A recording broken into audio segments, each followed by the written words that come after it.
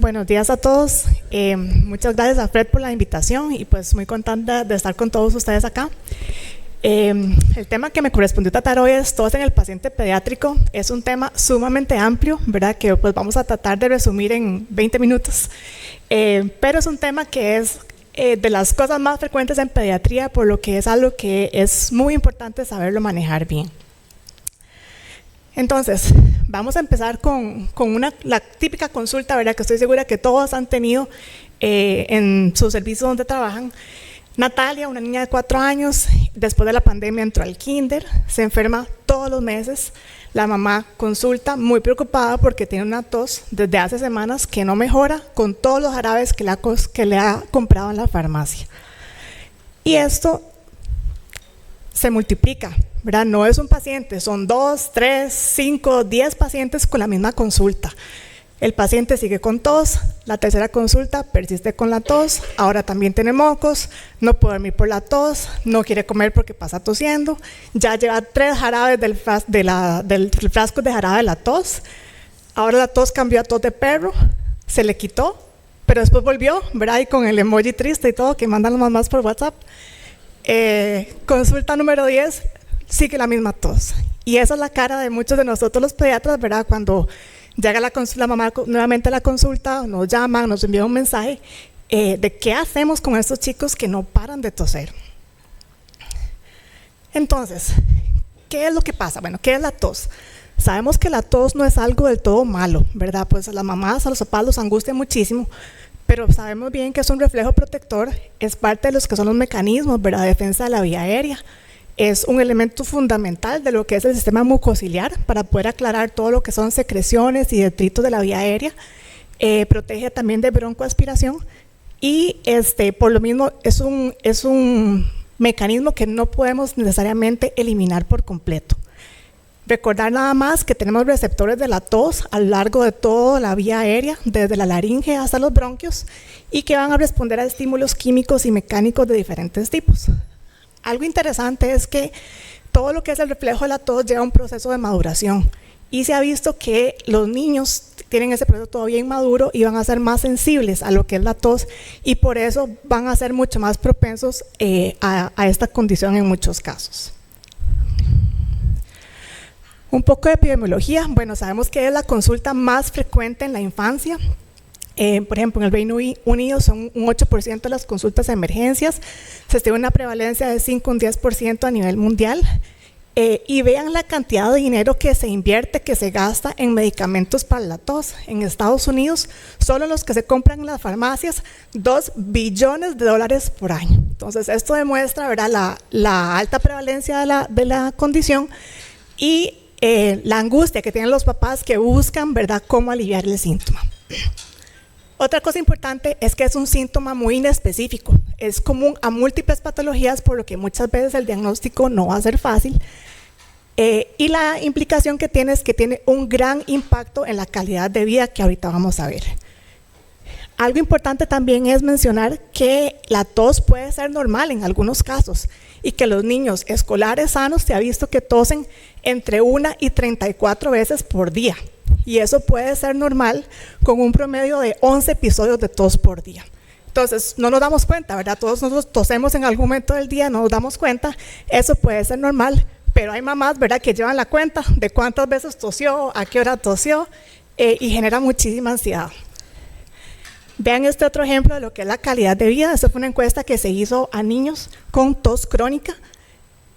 En este grupo de niños, que eran como 200 niños, más del 80% de ese grupo habían tenido más de 5 consultas por tos en el año y de la mitad de estos tuvieron más de 10 consultas. Entonces imagínense lo que es la carga económica, tanto para los padres como para los sistemas de salud de esta cantidad de niños que consultan por tos. Y bueno, ¿qué es lo que pasa? ¿Por qué impacta la calidad de vida? Este es el escenario que vemos muchas veces, ¿verdad? Papás agotados. No pueden dormir, muy preocupados porque el niño tiene una tos persistente que no mejora, les genera muchísimo estrés, ansiedad, de si es algo malo, si es algo grave. Los niños por la tos no pueden dormir bien, por lo tanto es muy frecuente que estén irritables, que tengan problemas de conducta, les empieza a ir mal en la escuela, entonces también eso genera mayor ansiedad en los papás. Como están con tos, más ahora después de la pandemia, entonces no pueden mandarlos a la escuela. Eso genera ausentismo escolar y laboral, porque entonces el papá tiene que quedarse cuidando a los niños. Esto también impacta la parte económica de las familias. Y por último, todo lo que es el aislamiento social, ¿verdad? Ya toser no es como antes, ya alguien tose y ya lo vuelven a ver ahí un poco feo, lo señalan, lo pueden aislar. Entonces, por eso también se va a ver afectado lo que es la socialización de estos niños. La tos podemos clasificarla de muchas formas y esto nos va a ayudar un poco en lo que es el abordaje como lo vamos a ver ahora. Entonces, según la duración, podemos hablar de una tos aguda, que usualmente va a ser menos de 4 semanas, o una tos crónica, que se define como más de 4 semanas. Según la clínica, si es una tos seca o es una tos húmeda, que a veces esto es un poquito complicado porque los papás no logran definir bien qué tipo de tos es, o puede ser las dos, o a veces seca o a veces con flemas. Entonces, esto puede ser un poco difícil de determinar. Y pues también según otras características particulares, ¿verdad? Si es una tos específica o no específica.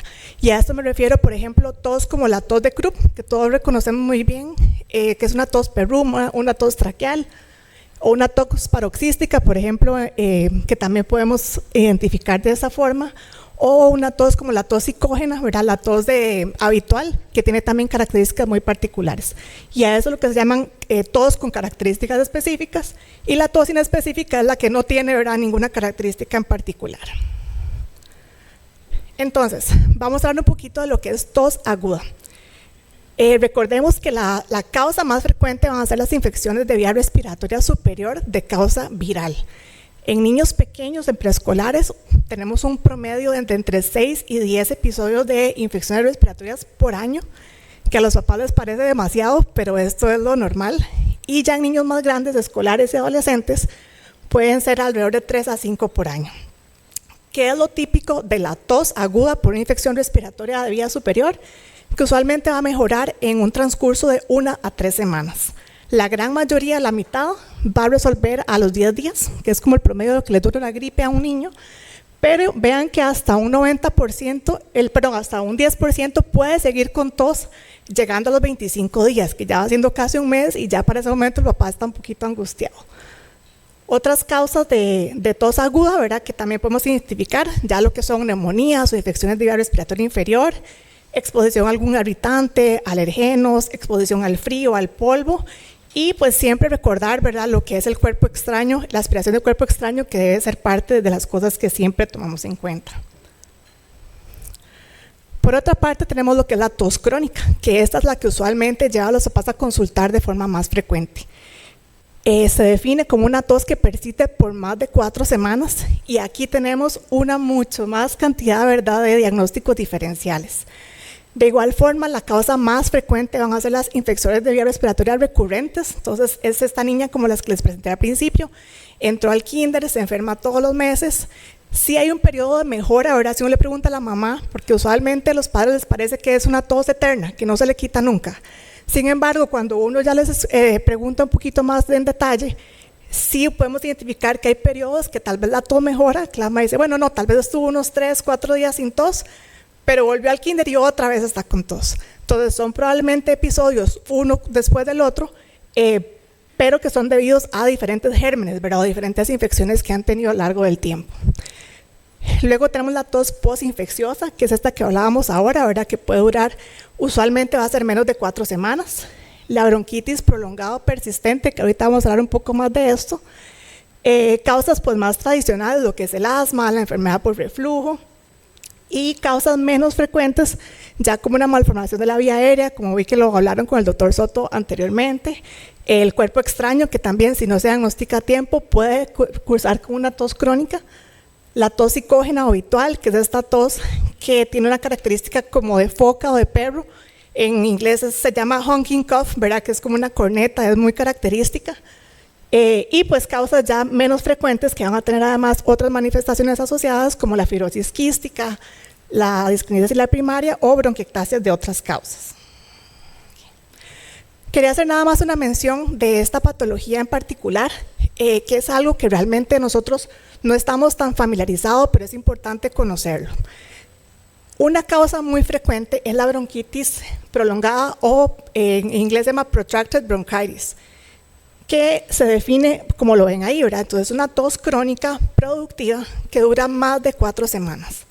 Lo muy importante es que el niño no tiene absolutamente ningún otro síntoma asociado y que ya hemos descartado otras causas como fibrosis quística, alguna inmunodeficiencia, etc. Entonces, usualmente son niños sanos que hacen algún episodio de infección respiratoria viral y posteriormente persisten con la tos, que es el único síntoma, ¿verdad?, que les quedó esa gripe. ¿Por qué sucede? Bueno, esta colonización inicialmente por el virus va a predisponer a que lleguen otros gérmenes bacterianos y producen un biofilm con una respuesta inflamatoria, sobre todo neutrofílica, que va a hacer que persista la producción de secreciones y mocos. Y cuando se han hecho estudios en estos pacientes con broncoscopía y toma de muestra respiratoria, esas son las bacterias que vamos a encontrar: neumococo, hemófilos influenza y moraxella. Algo importante es que el diagnóstico es clínico. Son niños que por lo general van a tener un buen estado general, no van a tener fiebre, no van a tener ningún otro síntoma asociado. El examen físico usualmente es normal, aparte de la tos, y los estudios que hacemos usualmente son normales también. A veces la radiografía puede tener escasos infiltrados, pero tampoco va a ser algo tan llamativo. Muchas veces se diagnostica o se mal diagnostica como asma, entonces son pacientes en los que se usan esteroides, que no mejoran con los esteroides, que llevan abuso de estos.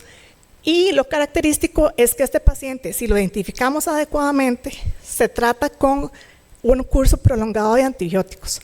2 semanas del antibiótico correcto, que eso es importante, que el de elección es la amoxicilina ácido clavulánico. Y lo típico es que el paciente, la tos mejora, resuelve por completo después de esas 2 semanas de antibiótico.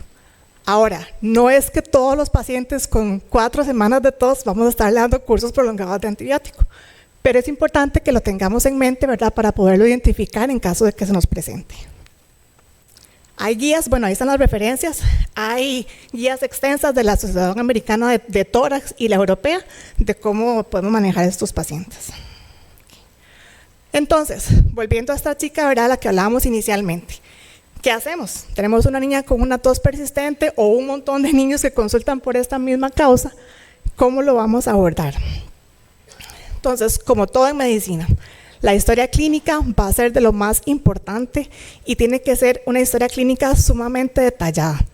Desde la parte familiar, qué tantos antecedentes de atopia, de rinitis, de asma hay en la familia, antecedentes personales, si fue un niño prematuro, si fue un niño con alguna alergia alimentaria en la infancia temprana, a qué edad estamos viendo el paciente, a qué edad empezaron los síntomas. No es lo mismo un niño que empiece con tos desde que nació a un niño que empezó con la tos desde que entró al kinder.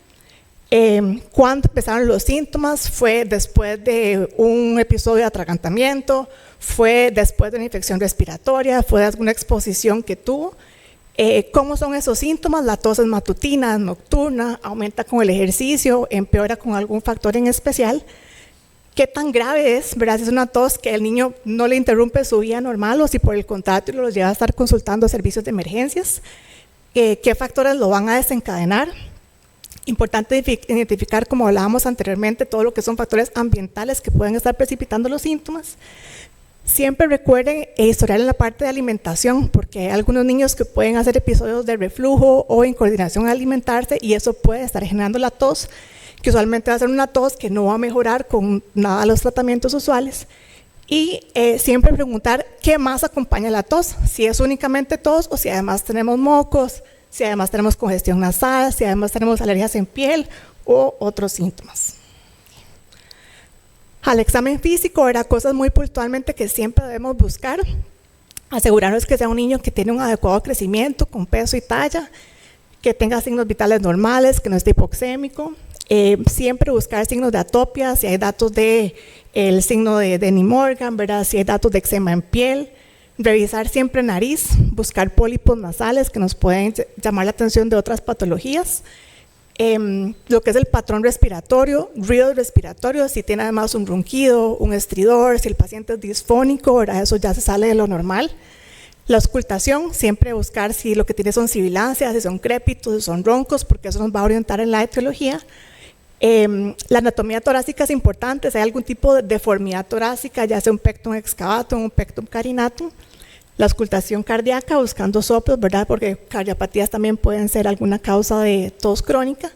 Y siempre, ¿verdad? Los neumólogos andamos revisando las manos y los dedos buscando hipocratismo digital, que es algo poco frecuente, pero sí hemos tenido casos en que se han identificado y que sí nos llevan a otra patología. Las banderas rojas, ¿verdad? Que no se nos pueden escapar. Entonces, dentro de la historia clínica, el examen físico, esas son las cosas que tenemos que estar muy pendientes. Si es un niño que tiene tos, pero además tiene falla para progresar, ya tiene que encendernos una alerta. Si además presenta cianosis, si además presenta hipoxemia, si la tos se acompaña de dificultad respiratoria, dolor torácico, hemoptisis, si ha perdido peso, si tiene otros síntomas gastrointestinales, por ejemplo, nosotros siempre estamos preguntando si hay diarreas recurrentes, porque eso nos orienta, ¿verdad? Por ejemplo, a fibrosis quística, y la severidad de las infecciones. No es lo mismo un niño que haya tenido gripes, infecciones respiratorias leves todos los meses, a un niño que haya tenido 3 neumonías graves, ¿verdad? En un año. Entonces también eso nos alerta, ¿verdad? Que algo más está sucediendo allá de fondo. Estos son algunos ejemplos de niños que no era solo tos, que hemos tenido en un hospital.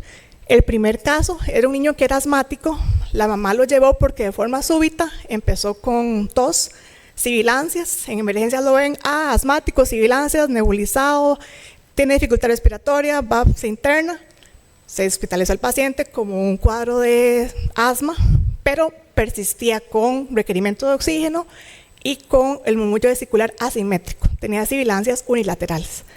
Entonces nos llamaron para valorarlo, preguntándole a la mamá, y la mamá nos dice, sí, yo les dije que él estaba comiéndose una zanahoria, empezó a toser y por eso yo lo traje, pero aquí me dicen que es solo asma, que es la típica historia del cuerpo extraño. Le hacemos una broncoscopía y efectivamente ese era el pedazo de zanahoria, ¿verdad?, que el niño había aspirado. Entonces no era solo asma, era un cuerpo extraño.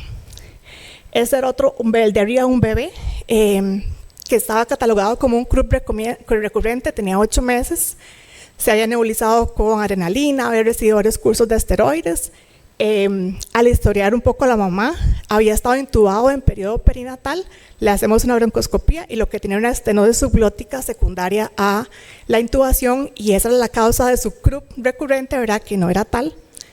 Este niño de abajo era un asmático no controlado, que la mamá lo lleva a un servicio de emergencias porque le ve algo en la nariz, le dicen que seguro algo se metió, terminó siendo una fibrosis quística no diagnosticada, un asmático con pólipos.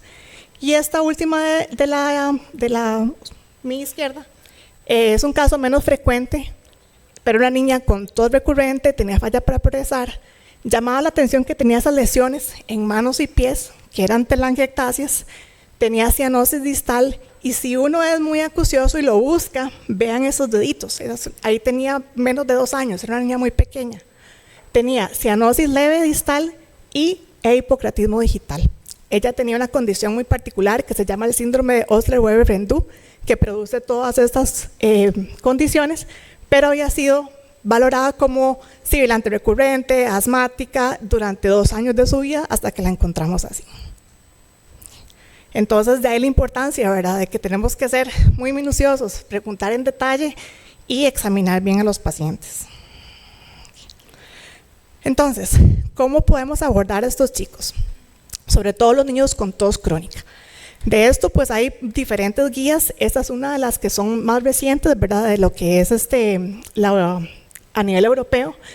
Y vamos a irlo desarrollando, pues más o menos para que vean la propuesta. Entonces, igual, siempre una historia clínica detallada, cómo se presentaron los síntomas, un examen físico y buscar todos estos datos, ¿verdad?, que nos pueden orientar hacia algo más.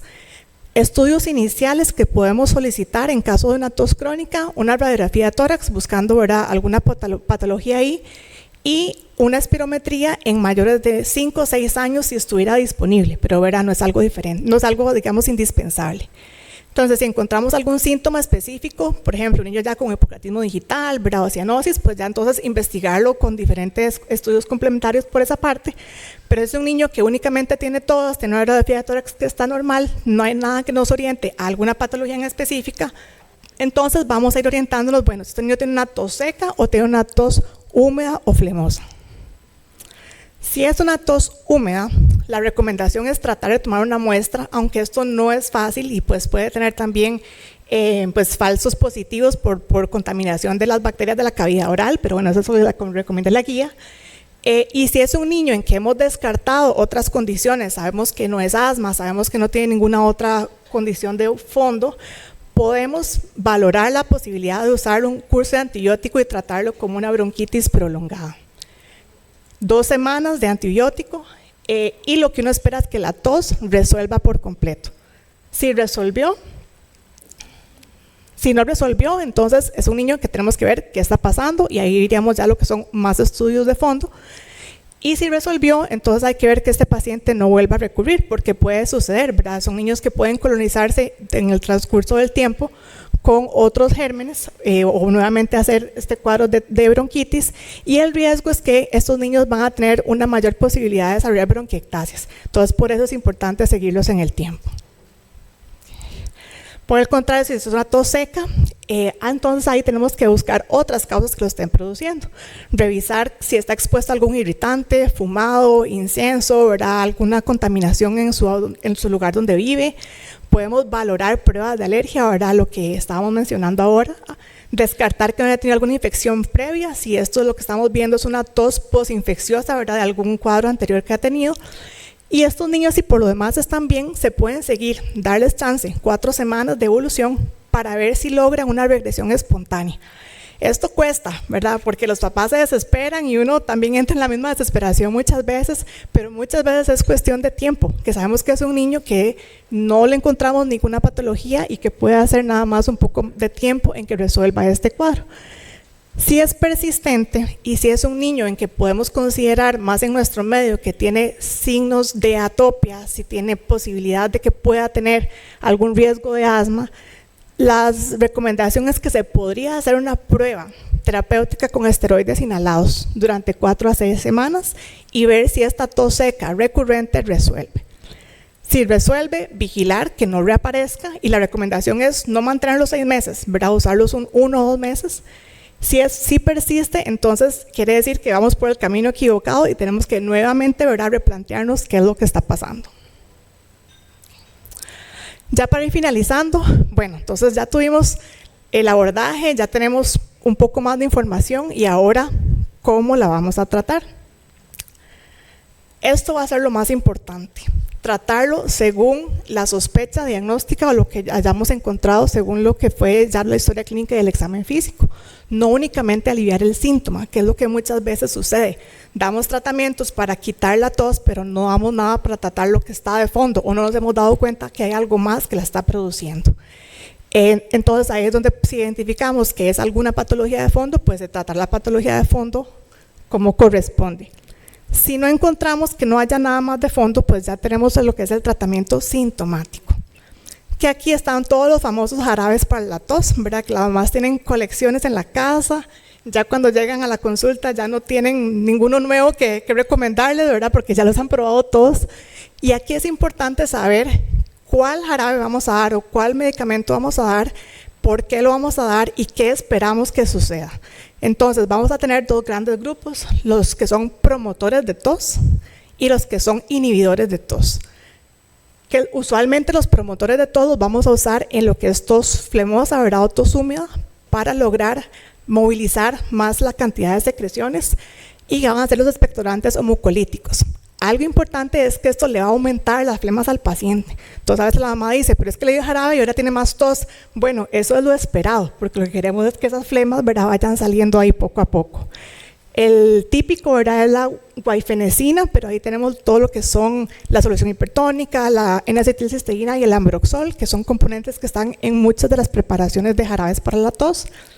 Y en el otro extremo están los inhibidores de la tos, que son los antitusivos. El dextrofano, que es como el más conocido, el que tenemos en la institución, pero también vamos a tener descongestionantes que tengan antihistamínicos con descongestionante, anticolinérgicos, la codeína, que en niños pues cada vez se usa menos, y lo que son los demulcentes, que son todas estas pastillas, ¿verdad?, de eucalipto, de miel, que van a tener un efecto de alivio sobre la tos. Algo importante es que ustedes ven los componentes de muchos de los jarabes compuestos, tienen de los dos, tienen protusivos y antitusivos. Entonces ahí, ¿verdad?, uno dice, bueno, ¿qué queremos con este medicamento, verdad? Entonces a la hora de indicarlo tenemos que estar muy seguros para qué lo estamos dando y qué es lo que vamos a esperar. Sin embargo, vean la evidencia, ¿verdad? Realmente eso es solo uno de muchos estudios en el que se hizo una revisión sistemática, bueno, de qué tan eficaces son todos esos jarabes para la tos. Esta es una revisión, la más reciente que hay de Cochrane, que fueron 10 estudios, en realidad son pocos, tampoco hay tantos. Importante es que son pocos estudios, son muy diferentes entre sí, por lo que no son tan comparables y en general son de baja calidad, entonces tampoco tenemos una evidencia contundente. Sin embargo, lo que concluyeron es que antihistamínicos, antitusivos, descongestionantes con antihistamínicos, antitusivos con broncodilatador no tienen ninguna diferencia en lo que es el manejo de la tos con respecto al placebo. Los mucolíticos, solo uno de los estudios mejoró, y la miel, ¿verdad?, de 3 tipos, porque hay diferentes variedades de miel, no todas funcionan igual, se vio que es más efectivo que placebo en uno de los estudios. Pero entonces vean que la evidencia realmente es muy débil y no realmente tenemos datos contundentes para decir si estamos a favor o en contra de los jarabes para la tos, pero que realmente es poca la eficacia que vamos a tener. Nada más hay datos curiosos de la miel, ¿verdad?, que es pues el antídoto de las abuelitas. A todo mundo le mandan miel con limón, jengibre y todo lo demás que quieran agregarle al cóctel, pero tiene que llevar miel. La miel se ha usado por mucho tiempo por propiedades antiinflamatorias, antibacteriales, antioxidantes, y parece que el efecto que tiene sobre la tos es esta parte de emulsante, ¿verdad?, que al ser una solución tan azucarada va a aumentar la producción de saliva, eso va a aumentar la deglución en el paciente, va a cubrir un poco los receptores que tenemos ahí a nivel laringio y eso va a producir alivio a la tos. Entonces, pues sí se ha visto un uso potencial en el alivio de síntomas, sobre todo con la tos nocturna. Se ha descrito que su uso es bastante seguro, excepto menores de 1 año, ¿verdad?, que todos lo sabemos. E incluso una revisión reciente de Cochrane, ¿verdad?, pues sí favorece el uso, aunque no hay tampoco una evidencia contundente a favor o en contra, pero son de las cosas que podemos eventualmente recomendar. Entonces, a manera de resumen, ¿verdad?, porque no vamos a extendernos mucho en esta parte de tratamiento, no hay una cura mágica, no hay un jarabe que quite la tos, que es lo que yo siempre les digo a las mamás. Y ahí la parte de educación es sumamente importante y las expectativas. Porque si ustedes le dicen a los papás, voy a mandarle un jarabe para la tos, ese papá va a esperar que el jarabe le quite la tos. Como a los 2 días no le quitó la tos, entonces nuevamente están llamando porque sigue con tos. Y ahí entramos en esa presión, ¿verdad?, de la necesidad de, bueno, cambiémosle por otro, y por otro, que terminan siendo lo mismo, ¿verdad?, en muchos casos. Entonces, ahí es importante explicarle a la mamá que primero estar seguros del diagnóstico, que vamos a enviar y lo que esperamos. Está con una infección de vía respiratoria superior, va a durar con tos 1 semana, 10 días, 15 días, a veces hasta más. Pero eso le genera mucha más tranquilidad a los padres, ¿verdad?, y no estar tan pendientes de qué pasa con la tos. No olvidemos la parte de prevención, ¿verdad? Si sabemos que la causa más importante son las infecciones respiratorias, todo lo que sea evitar que los niños contraigan más virus respiratorios va también a ayudar a que no tengan cuadros tan recurrentes de tos. La vacunación, siempre recomendarla.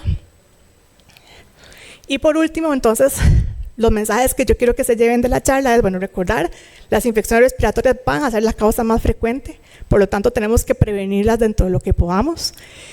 Historia clínica de examen físico detallado, ¿verdad?, conciencia para poder identificar estos pacientes que se nos salen de lo común, siempre buscar las banderas rojas, el tratamiento que sea dirigido, no mandemos jarabes por mandarlos si no sabemos qué estamos tratando. Recordar, no hay ningún jarabe, ni hay ningún tratamiento que vaya a quitar la tos por completo y que eso los padres deben saberlo. Y no olvidemos la parte de la educación. Familias educadas que saben, que les explicamos qué estamos haciendo, lo que vamos a esperar, van a ser familias que van a estar con mucho más, aparte de agradecidas, pues van a tener una mucho mejor comprensión de lo que está pasando con su niño y van a poder también llevar mejor la enfermedad. ¿Sí? Muchas gracias.